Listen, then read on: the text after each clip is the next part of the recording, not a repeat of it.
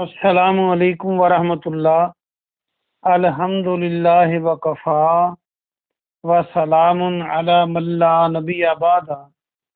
اللہ مہربان کے فضل و کرم سے ہمارا آج کا سبق سورہ کاف کی آیت نمبر 55 اور 56 ہوگا، یعنی 55 اور 56۔ اعوذ باللہ من الشیطان الرجیم، بسم اللہ الرحمن الرحیم۔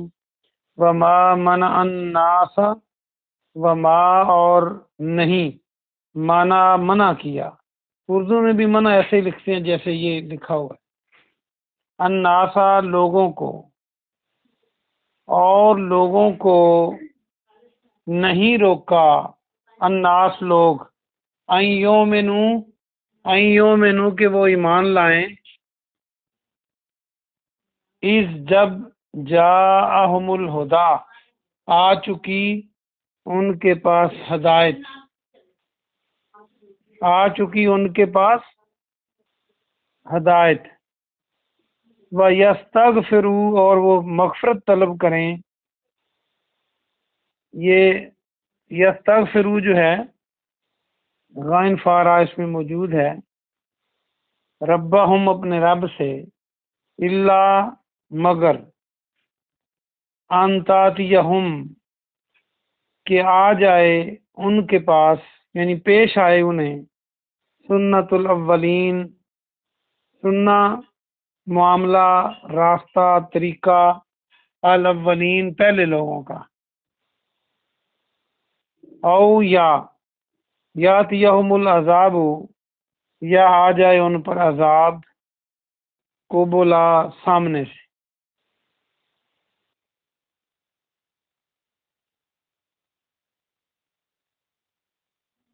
با محاورہ ترجمہ دیکھیے، اور لوگوں کو ایمان لانے سے نہیں روکا جب ان کے پاس ہدایت آ گئی، اور لوگوں کو ایمان لانے اور اپنے رب سے مغفرت کرنے سے، مغفرت طلب کرنے سے نہیں روکا جب ہدایت ان کے پاس آ گئی، مگر اس بات نے کہ ان کے ساتھ پہلے لوگوں کا معاملہ پیش آئے اور ان پر سامنے سے عذاب آ جائے۔ وما نرسل المرسلین اور نہیں بھیجے ہم نے رسول، مرسل بھیجا گیا، یہ وہی رسالت اور رسالہ اور ارسال بن سکتا ہے اردو کا لفظ، اور ہم نے رسول نہیں بھیجے الا مگر مبشرین خوشخبری دینے والے، مبشر،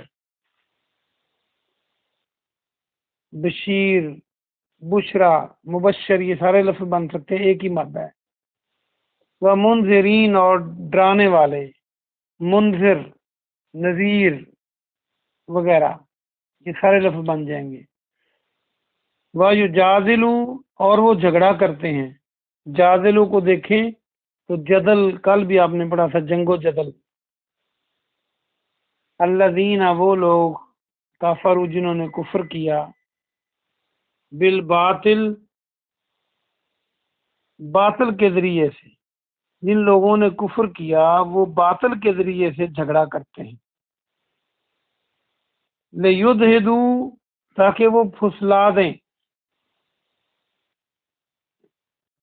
بہل حق حق کو اس کے ذریعے، واتخذوا اور انہوں نے بنا لیا، آیاتی میری آیتوں کو، وما انذروا اور اس چیز کو جس سے وہ ڈرائے گئے، یعنی وہ ڈرائے گئے اور اسے جس سے وہ ڈرائے گئے، خضوا ہنسی مذاق، انہوں نے میری آیتوں کو اور ڈرائے گئے، جس چیز سے ڈرائے گئے اس کو مذاق بنا لیا۔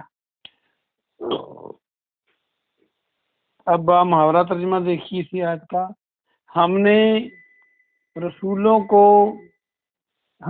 کو بھیجتے ہی اسی لیے ہیں کہ وہ خوشخبری سنانے والے اور ڈرانے والے ہوتے ہیں، اور جن لوگوں نے کفر کیا وہ باطل کے ساتھ جھگڑتے ہیں، یعنی وہ باطل کے ذریعے جھگڑا کرتے ہیں تاکہ حق کو اس کے ذریعے پھسلا دیں، اور انہوں نے میری آیات کو اور اس چیز کو جس سے وہ ڈرائے گئے، عذاب سمجھ لیں یا قیامت سمجھ لیں، کو ہنسی مذاق بنا لیا۔ آئیے ہم اس کی مختصر تفسیر دیکھتے ہیں۔ اللہ سبحانہ و تعالی نے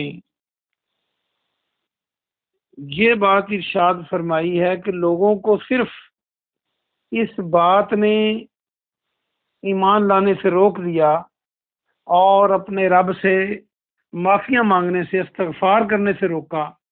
کس چیز نے؟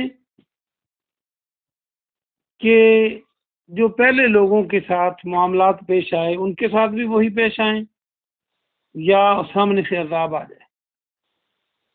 یعنی یہ دو چیزیں اگر آ جائیں تو پھر یہ ایمان لانے کے لیے تیار ہو جائیں گے، ورنہ یہ نہیں آتے تو یہ ایمان لانے کے لیے تیار نہیں ہوتے۔ اگلی آیت میں فرمایا کہ ہم نے جو انبیاء کرام بھیجے، جو ہم نے رسول بھیجے، وہ کوئی داروغہ بن کے نہیں آتے، نہ محافظ اور نگہبان بن کے آتے ہیں۔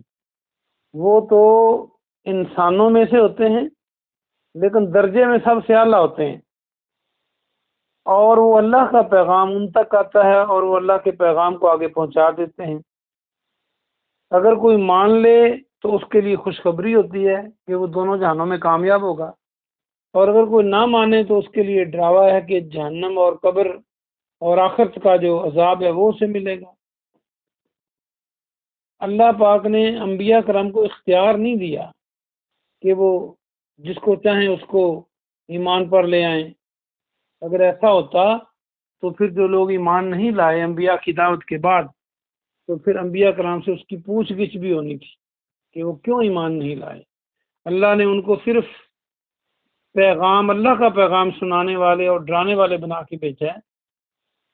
ان پر اس کی گرفت نہیں، اگر کوئی بات نہیں مانتا تو اللہ خود پکڑے گا، اور انبیاء کرام کو نہیں پوچھے گا کہ یہ ایمان کیوں نہیں لائے، کیونکہ یہ اختیار اللہ کے پاس ہے۔ جس کو چاہے ہدایت دے، جس کو چاہے ہدایت نہ دے۔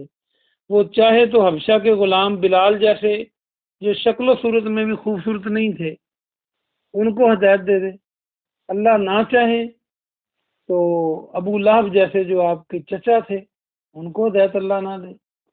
حالانکہ نبی صلی اللہ علیہ وسلم نے تو پورا زور لگایا کہ ابو لہب اور سارے مکے کے کافر ایمان لے آئیں اور جنت میں جانے والے بن جائیں، لیکن وہ نہیں ایمان پہ آئے۔ تو یہ اللہ کے اختیار میں ہے، کسی اور کے اختیار میں نہیں ہے۔ آگے اللہ فرماتا ہے کہ یہ باطل کے ذریعے سے لڑائی کرتے ہیں، جھگڑا کرتے ہیں تاکہ حق کو پھسلا دیں، اور انہوں نے میری آیتوں کو اور جن سے ڈرایا جاتا ہے ان کو، یعنی میرے عذاب کو اور آنے والی قیامت کو، انہوں نے مذاق بنا لیا، ہنسی مذاق سمجھتے ہیں اس کو، ان کی پرواہ نہیں کرتے۔ اس لیے یہ ان کا دوسرا جرم ہے۔ اور اگر کوئی اللہ کی بات کو نہ مانے یا اس کی آیتوں کا مذاق اڑائے یا آخرت کا مذاق اڑائے تو کہاں بھاگے گا؟ آخر اس نے مرنا ہے۔ کوئی ایسا ہے جو مرا ہی نہ ہو، اور جب مرے گا تو پھر اللہ کے سامنے پیش بھی ہوگا۔ اللہ پاک سے دعا ہے کہ اللہ پاک آپ کو اور مجھے عمل کی توفیق عطا فرمائے۔ سبحان ربک رب العزت عما یصفون وسلام علی المرسلین والحمد للہ رب العالمین۔